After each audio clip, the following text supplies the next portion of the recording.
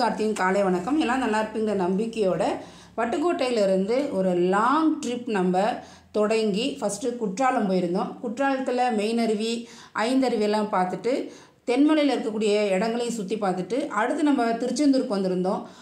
வந்த உடனே முருகன் கோவில், சுற்றி இருக்கக்கூடிய குலசை முத்தாரம்மன் கோவில், மணப்பாடு பீச்சு, வனத்திருப்பதி இங்கெல்லாம் பார்த்து முடிச்சுட்டு கடைசியாக நம்மளோட பயணத்தில் திருநெல்வேலிக்கு வந்துட்ருக்கோம். வரும்பொழுதே ஊருக்கான முக்கிய பிளேஸாக இருக்கக்கூடிய தாமிரபரணி நதியை கடந்து நம்ம போயிட்டுருக்கோம்.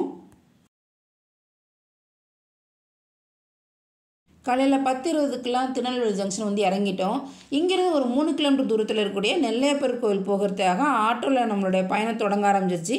இதை பற்றி தெரிஞ்சுக்கிறதுக்கு வாங்க வீடியோக்குள்ளார போகலாம். நாம் போயிட்டுருக்கிற இந்த இடத்த பற்றி நம்ம காலையில் ட்ரெயினில் வரும்பொழுதே நான் உங்களுக்கு சொல்லியிருப்பேன்.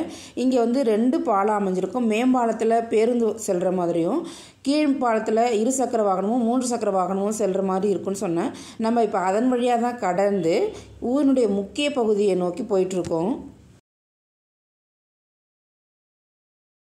உங்களுக்கு நான் ஒரு சின்ன கிளிப்பிங் போடுறேன். இந்த ட்ரெயினில் நம்ம ட்ராவல் பண்ணும்போதே கீழ் மேம்பாலத்தையும் மேல் மேம்பாலத்தையும் நம்மளால் பார்க்க முடியும். இந்த ட்ரெயினுடைய விவரங்கள் நான் வீடியோவே போட்டிருக்கேன்.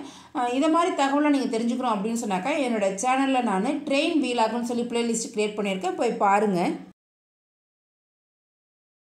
நகரத்தின் முக்கிய பகுதியை கடந்து நம்ம இப்போ நேர் எதிராக தெரியக்கூடிய அந்த நுழைவாயில் வழியாக தான் கோயிலுக்கு போக போகிறோம்.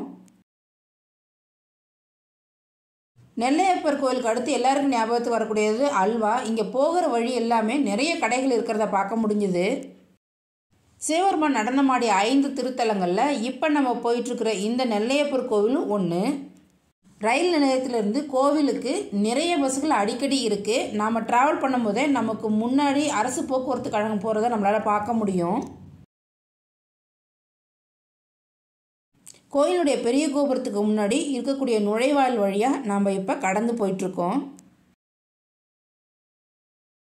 2000 வருஷத்துக்கு முன்னாடி இருந்த நெல்லையப்பர் கோவில் புராண காலத்தில் வேணுமனம் நெல்வேலி அப்படிங்கிற பெயரில் இருந்திருக்கு.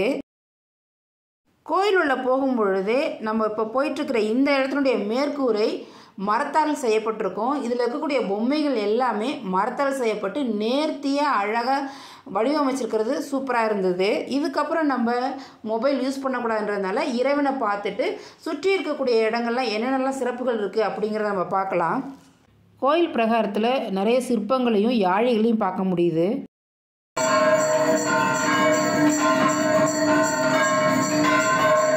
சிவன் சன்னதிக்கு பக்கத்திலேயே கோவிந்தராஜ பெருமாள் சயன கோலத்தில் இருக்கக்கூடிய காட்சி இந்த கோவிலில் மட்டும்தான் இருக்குது.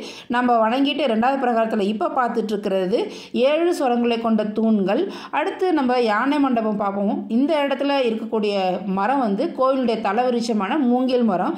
இதை தொடர்ந்து சிவபெருமான் நடனமாடிய 5 சபையில் தாமிர சபை இங்கே நெல்லையப்பர் கோவிலில் தான் இருக்குது. இப்போ தான் நம்ம அதை பார்த்துட்ருக்கோம். இந்த இடத்த தொடர்ந்து கோவிலுடைய பொற்றாமரை குளம், அடுத்து நம்ம அம்மன் சன்னதிக்கு போகக்கூடிய பிரகாரம், தொடர்ந்து இதை மாதிரி நம்ம பார்த்துக்கிட்டே வந்துட்ருக்கோம்.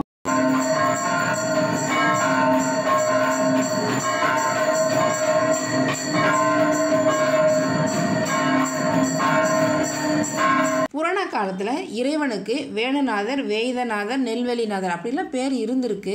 நாளடைவில் இதெல்லாம் மறைந்து இப்போ நெல்லையப்பன் சொல்லி அழைக்கக்கூடிய இது மட்டும்தான் இன்றும் நிலைச்சிருக்கு. அதுபோல் காந்திமதி அம்மனுக்கும் வடிவுடை அம்மன் அப்படிங்கிற பெயரும் இருந்திருக்கு.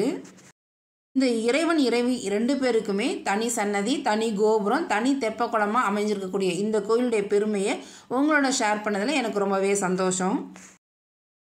தமிழகத்தில் திருவாரூர் ஸ்ரீவில்லிபுத்தூர் கோயிலில் இருக்கக்கூடிய தேருக்கு அடுத்து 3வதாக இருக்கக்கூடிய பெரிய தேர் இந்த நெல்லையப்பர் கோவில் தேர் தான்.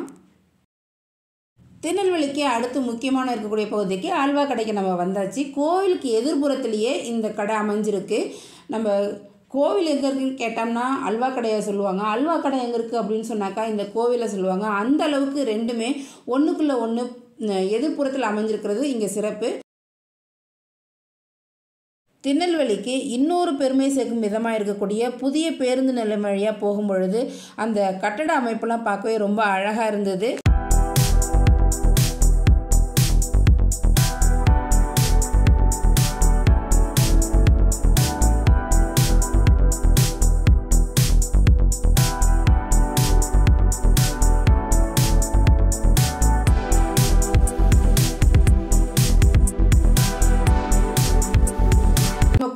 போயிட்டு இப்போ நம்ம திரும்ப ரயில்வே ஸ்டேஷனுக்கு வந்துட்டுருக்கோம்.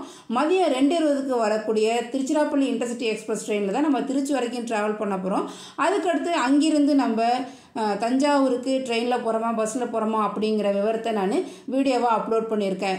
நம்மளுடைய பயணம் இதோட முடியுது.